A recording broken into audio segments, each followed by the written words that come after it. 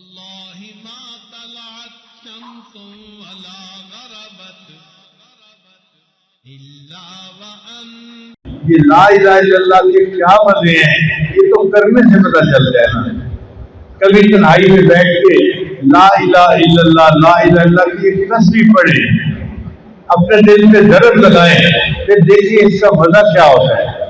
یہ لا الہ الا اللہ اتنا اہم ذکر ہے کہ امام ربانی مجدد ثانی رحمۃ اللہ اپنے مکتوبات میں لکھتی ہے کہ اللہ تعالیٰ اس کلمے کو ایک مرتبہ پڑھنے پر اگر ساری مخلوق کے گناہوں کو بھی معاف کر دے تو اس کی بھی گنجائش موجود ہے. ایک دفعہ کلمہ پڑھنے پر اللہ ساری مخلوق کے گناہوں کو معاف کر دے تو اس کی بھی گنجائش موجود ہے. اب بتائیے اللہ کے یہاں کتنی اہمیت ہے اس کی لا الہ الا اللہ کے ذکر کی, اور ہم کر سکتے ہیں.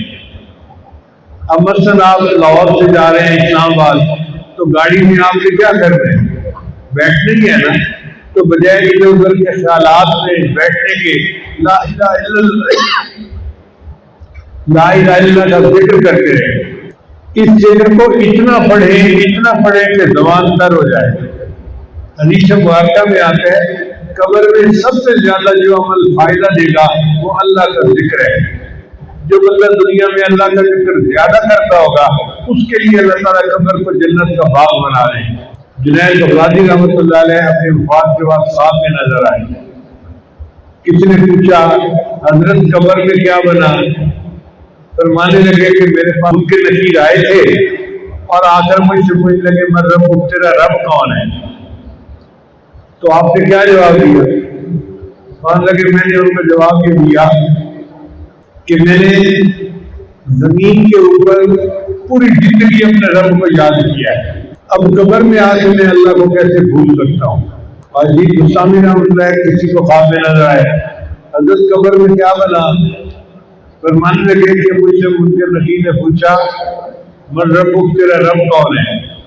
تو میں نے جواب دیا میرا رب وہی ہے جس نے فرشتوں کو حکم دیا تھا کہ آدم علیہ السلام کو سجدہ کرو. کہنے لگے میرا جواب سن کے وہ کہنے لگے اس کا تو سبق بڑا پکا ہے, چلو یہاں سے. شیخ عبدالجیلانی رحمۃ اللہ کے بارے میں بھی ایسا ہی واقعہ ہے.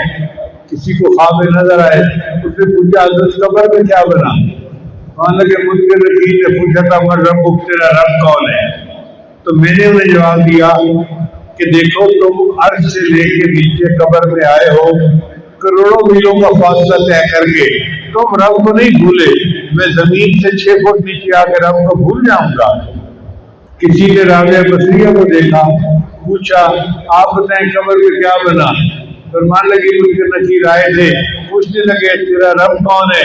تو میں نے کہا کہ اللہ کو جا کے کہو اللہ تیری اربوں خربوں مخلوق اور اس اربوں خربوں مخلوق میں تو ایک مجھ بڑھیا کو نہیں بھولا, میرا تو تیرے سوا کوئی ہے ہی نہیں, میں تجھے کیسے بھول سکتی ہوں.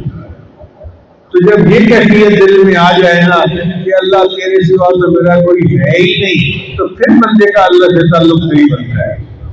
اس لیے ذکر کو کثرت کے ساتھ کریں کہ اللہ تعالیٰ کی یاد ہمارے دل میں بیٹھ جائے.